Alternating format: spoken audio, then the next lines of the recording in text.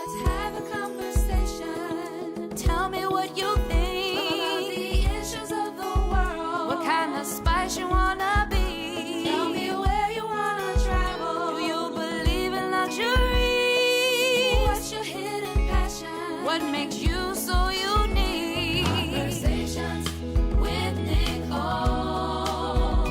Conversations with Nicole. Conversations with Nicole. Conversations with Nicole. Greetings, I am Nicole Everett and this is Conversations with Nicole, a weekly talk show that spotlights people in the community and the projects and initiatives that are important to them. This week's feature will be Vincent Hunt, the CEO of Massive Corporation, and will also feature education, entertainment, and health segments. Watch out on that health segment as I'll be getting an ambush makeover. So come on, let's get this conversation started. Talk about the issues of the world. Have a conversation with Greetings, I am Nicole Everett and this is Conversations with Nicole. We're here at Union Bank located on the corner of Appalachian Parkway and Calhoun Street in Tallahassee, Florida. And today my very special guest is Mr. Vincent Hunt of Massive Corporation. Welcome, Vincent. Thank you so much. Thank you. So tell me, Vincent, tell me a little bit about Massive Corporation, what Massive Corporation does. I'm still trying to figure that out myself. I'll be honest with you. Massive Corporation, honestly, it's a creativity and innovation consultancy. And we've been in business now for, well, it's really my own personal practice. Been in business now for over 20 years. Okay. You know, servicing the corporate community as well as corporate leaders, helping them understand the creativity and innovation within their organizations and really bringing that forward. Massive Corporation really became prominent here in the last 10 years, the last decade, when innovation really it went beyond being a buzzword to being corporate survival. So we saw a heightened need for the work that we did as far as helping, you know, organization leaders lead in a way that was design focused, innovation focused, creativity driven. So that is kind of like the shell of what Massive Corporation is, but we're creatives. So therefore our work kind of spans across a lot of different arenas. Okay, now I met you a few months ago and I became familiar with the Creators Camp. Yes, ma'am. So tell our audience about the Creators Camp. Creators Camp.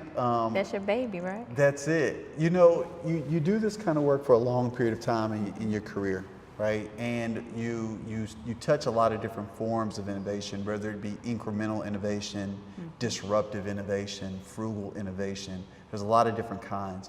But when I moved here to Tallahassee, there was a unique dynamic that I was exposed to. You have education here, which is a big pillar. All right. You have healthcare, which is another big pillar, and you have government, right? So when I got here, I was doing a lot of speaking in the different classrooms at FSU, at FAMU, at TCC, just going in, talking to, you know, what I call emerging creators and innovators. And what I found is a lot of them had no clue of what they wanted to do after graduation. That was a unique thing to me, right? Coming from Indianapolis, Indiana, that's big business, you know, in Indiana. The culture of education happens at IU, at Notre Dame, at Purdue, right? Well, with here at Tallahassee, you know, there's this rich ecosystem of learning, which is very powerful. So I was just exposed to education in a completely different way, and the eye-opening moment to understand that there's kids sitting in classrooms right now at higher academia that don't know what they want to do once they graduate. That was a little troubling. So once I understood that and once I actually embraced that idea, I wanted to pivot. I wanted to pivot the work that I was doing and really kind of focus on education innovation, because the question now becomes, what are we doing? How are we preparing these young innovators and creators for the future? What age group participates in the Creators Camp? That's a really cool question. When we really looked at designing something to counter this trend, counter the trend of, you know, kids going into higher academia not knowing what they want to do or our path for their future, right? We understood that we had to get in the trenches and start early. So we actually serve K-12, Okay. which is really cool. being able to get in and help young people understand their natural skills, talents, and abilities, start to explore those and probe those. More importantly, get a handle on their creative confidence. Creative confidence is a really, really big deal. Tom Kelly from the company IDEO, him and his brother actually wrote a book called Creative Confidence about 2 years ago. And in that book, it really kind of illuminates the tragedy associated with what happens when a young person loses their creative confidence at an early age. And our modern school system right now really doesn't illuminate, nor does it embrace creative intelligence. Okay. It just doesn't. So we wanted to create a platform that did. That is very interesting. Well, we have to take a break right now, but when we come back, I want you to tell me some more about the Creators Camp. We'll do that.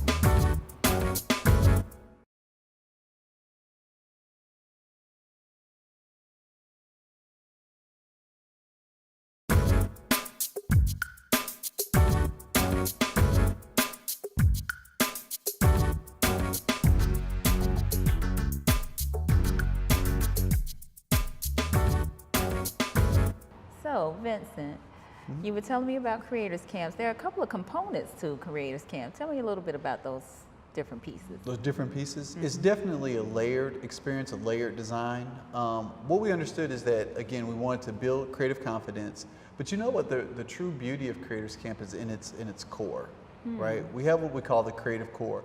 We called over 250 executives all over the country, different leaders, and we asked them, you know, when kids are coming out of higher academia, you know, what are some of the things that they're missing? If you had the ideal cookbook for a young person, what would it be? And you know, they gave a lot of different answers. And what it really boiled down to was 5 things for us, which was creative thinking, critical thinking, communication, collaboration, and buildership, what we call buildership over leadership. Lead by what you do and not by what you say. I like that. It's pretty powerful. And so with that core, we designed a program around that actually, you know, exemplifies those things, but at the exact same time, exposes kids to the STEAM paradigm: science, technology, engineering, art, and math. Okay. So they're getting exposure to the technical skills and then also that soft layer of the creative core. To do that, we had to layer the experience. So you have what's called Fireside, which is a monthly speaker series where we get the parents and the kids in the same room, and we actually have somebody from the STEAM disciplines come in and talk. You know, and it's not a conversation about, you know, how does a geologist do his work every day. Okay. That's cool. That'd be kind of complex for the kids. Yeah, kind of complex for the kids, but you know, you never underestimate the young people. This is true. I mean, some of the young people that we work with are so intelligent, so bright. When you create a space where that can actually shine, it really comes through. But the deepness of the conversation, when you start talking about, you know, how did you become a geologist? Or what were some of the early signs? If you think about somebody like Dr. John Arthur, who was one of our, you know, Fireside luminaries, is what we call them, luminaries. We have about 35 of them now. You know, he talked about how when he was 6, 7 years old, he didn't collect baseball cards. He collect rocks. Rocks? Rocks. Okay. That was his thing. But that was an early sign that perhaps he's supposed to do something with rocks. Right. Okay. So, you know, to have a parent and a child in that environment, to hear that is a moment of affirmation, because if your child is sitting in the room drawing all day, well, maybe they're a graphic designer or an architect. And not a doctor or a lawyer. Right, exactly, not a doctor. Right. And I think a lot of times, you know, as parents, because of fear and a lot of other different conditions, we want the best for our kids, quote unquote, the best. But what is the best? The best would be their purpose, right? Or their gifts, their talents, correct? Exactly, exactly. Like doing work that you enjoy, that you're passionate about. So Fireside creates a space where we can have honest conversations. Then you have what's called Expedition. Expedition's kind of like our interpretation of a summer camp, right? Where it's usually 1 to 4 weeks of exposure over some type of discipline, whether it be 3D printing, drones. We've done everything, virtual reality. You know, let them take deep dives into these arenas and look at it from a maker's perspective and not a consumer's perspective. I like that. So it's pretty cool. And then during the school year, that shrinks and it becomes what we call flights. Flights are smaller versions of expeditions, 1 to 4 days, usually on the weekends. And then we also have what we call creative core. Creative core are those 5 things that I mentioned: creative thinking, critical thinking, communication, collaboration, buildership. These happen on Saturdays from 10 to 12. And to have a young person come up to you and say, oh my God, I love this. I wish this was school. I would do this every day on a Saturday morning, and we talking about collaboration. Wow. I think it's pretty cool. That is I think pretty it's cool. pretty cool. So how do you connect with the youth in the community? You know what? It's been interesting. We've grown slow, you know, intentionally, very intimately. Parents usually find us through other parents, and they'll come to say, you know, we want to get involved into Creators Camp. And there's always an interview process where we sit down with the parent and the child, and we really get an understanding of that young person's passions, their goals, their pursuits.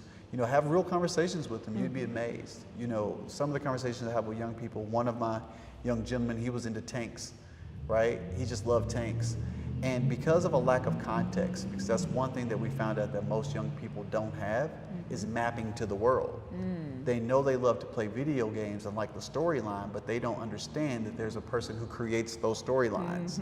Do you see? Yes, I do. So at Creators Camp, it's a lot of that mapping. Okay. So with the young man who likes tanks, we talked about mechanical engineering, right? Excellent. And Lockheed Martin, and now he's on fire. So it's already in them. It's just our job to pull it out. Thank you, Vincent, for sharing that wonderful information about the Creators Camp. We look forward to seeing what you have going on in the future. Stay tuned for more conversations with Nicole.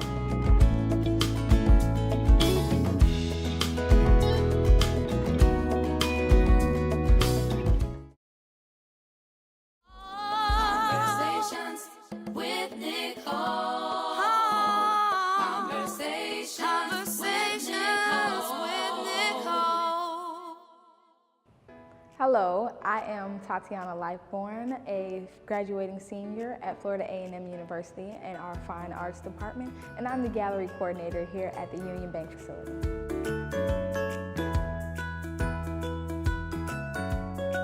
The Union Bank was built in 1841. It was actually located over off of Adams Street in a building known as the Column for a while. It was a residence as well as just a banking office. When the structure was built by slave laborers in 1841, it moved over and it became what we now know as the historical Union Bank. And it is now used as a historical preservation for African American art and the experience. The Union Bank is maintained by the Meek Eton Black Archives on Florida A&M University's campus. It is a state-owned building, but we lease it and we have exhibitions and different venues and stuff that relate to African Americans at this spot.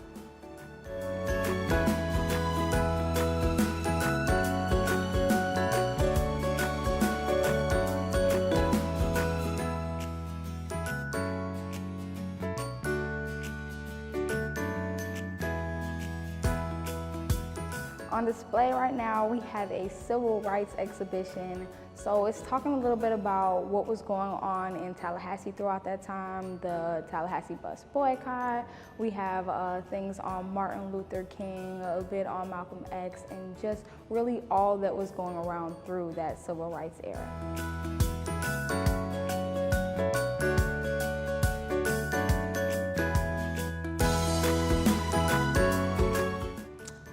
Say I have a favorite piece in our exhibit right now. We've got a letter from Martin Luther King when he was in jail, and I had to take it out and read it. It's authentic, it's amazing, and I'd love to talk about it.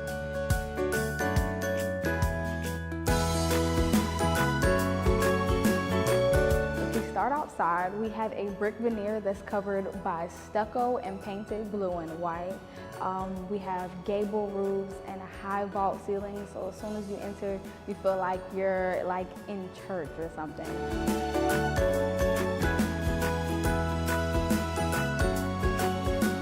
We've got great glass windows that provide a lot of light into the building. Natural light is always the best light.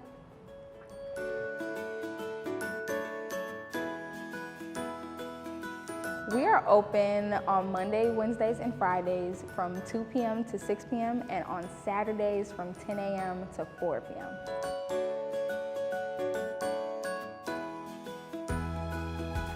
It's free, and we'd encourage everyone to come by and check us out.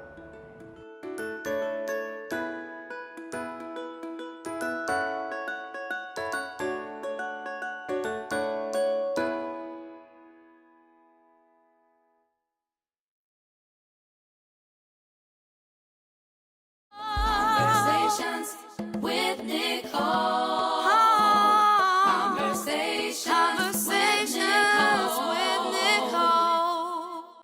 Hello, my name is Andre Harris. I am the CEO and founder of Freestyle Studios here in Tallahassee, Florida. I'm an audio engineer, and what we do there is we produce and record music.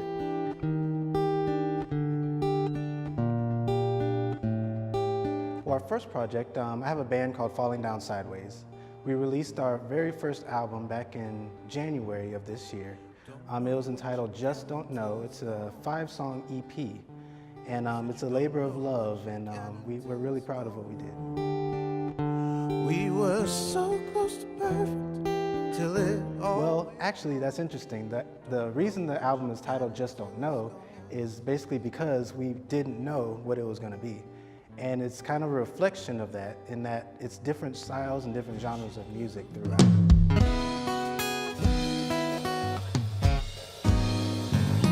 So we do have a project coming up. Our next project will be out in January of 2017, and it's entitled Invisible Suitcase, and it'll be a full album with 12 songs.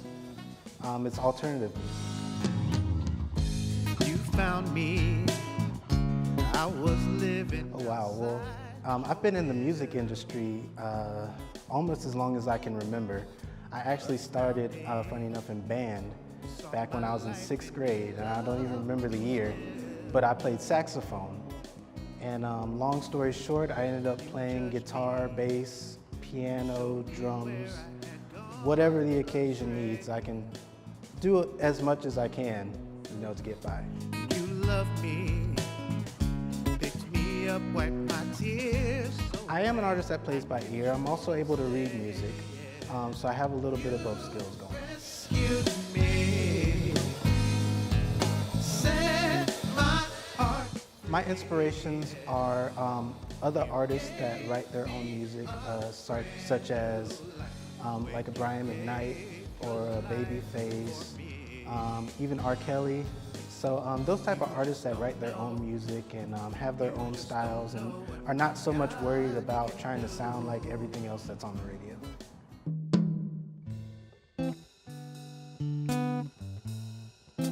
Well, my aspirations as far as Freestyle Studios is we're trying to give a voice to all the independent artists that are in town, that are in our local communities that may not have an opportunity to get their music out to the masses. And so that's our whole purpose of existing, is to get the local artists and everybody that's out there to get their music out and for more ears to hear what they're producing. Where I'm headed, but So my wife and I have a nonprofit organization called the I Am Music Foundation Incorporated, and we were founded back in 2012. The purpose is to promote an appreciation and participation in the musical arts through scholarship, outreach, and encouragement. We work with age groups from 8 to 18.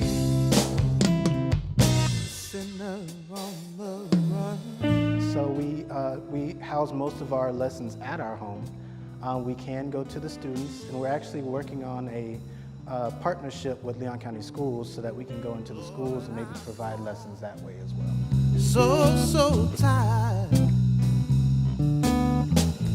of this hurt and pain.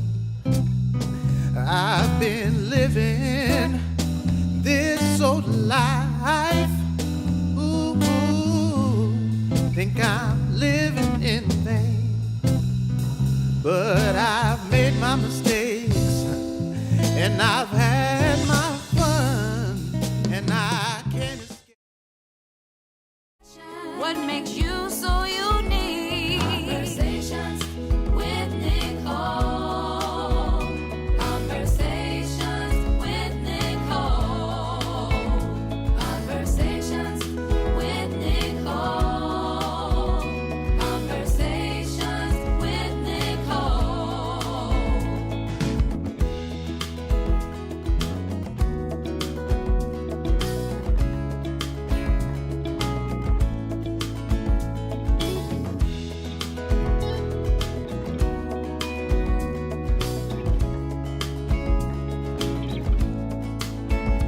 Hello, my name is Nicole Dorsey, and the name of my salon is Altavis Hair Studio, where the journey to healthy hair begins here.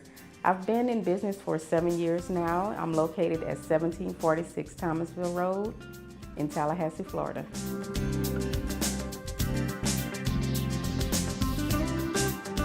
You definitely want to keep your hair clean, conditioned, and moisturized, and you want to have a proper diet. You also want to get your hair trimmed on a regular basis.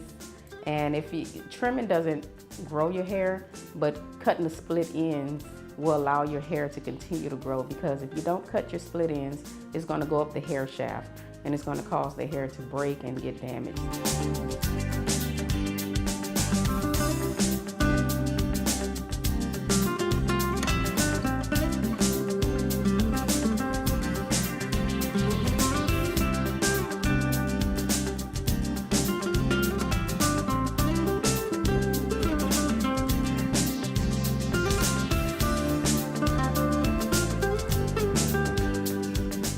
I've come across quite a few myths. One of them that I've always heard from when I was a little girl was brushing your hair 100 times, keep your hair shiny and healthy, and it helps it to grow. In actuality, brushing it too many times will break. It will cause breakage in your hair when you brush it too many times. There's nothing wrong with brushing your hair, but you do have to brush it in order to distribute the oils in your hair for it to get from root to the ends of your hair. Another myth is growing dandruff.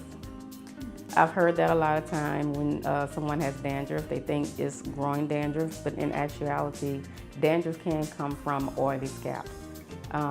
Dandruff could be dry, come from dry scalp, and dry scalp could come from too much sun, not enough water, and it could be something going on the inside. It also can be a bacteria that you have on the inside.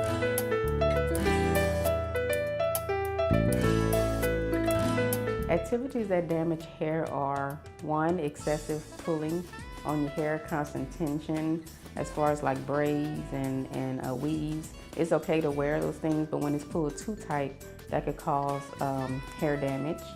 Hair damage could also be caused by lack of condition. That could be caused hair damage because it causes the hair to become really, really dry when you don't condition it. And you would need like a real moisturizing condition. And when the hair is not moisturized, you constantly scratching, and it messes up your hair follicles. And once those hair follicles are damaged, that's when you start to get damage, hair loss. You lose the luster in your hair. And nothing wrong with greasing your scalp. I know a lot of people say greasing your scalp clogs up your pores, but I feel like it's nothing wrong with greasing your scalp. You don't want to do it every day. If you do it every once in a while, it's okay. You definitely want to moisturize your hair and that scalp and drink plenty of water. Water is very important. Diet is very important when it comes to healthy hair. Green leafy vegetables is very important. And it can come from damaged hair. It could come from just over excessive of heat, chemicals, bad chemicals, improper use of chemicals. You know, some people have relaxers, some people have natural hair, which I think nothing wrong with either or. But when you improper use of chemicals, it could cause damage to the hair.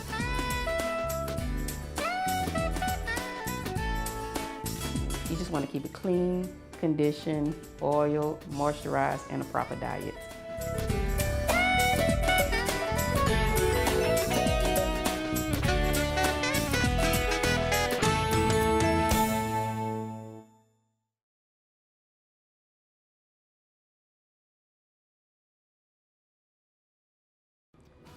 Thank you for tuning in to this week's show.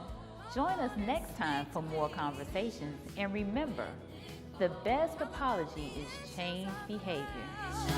With Nicole.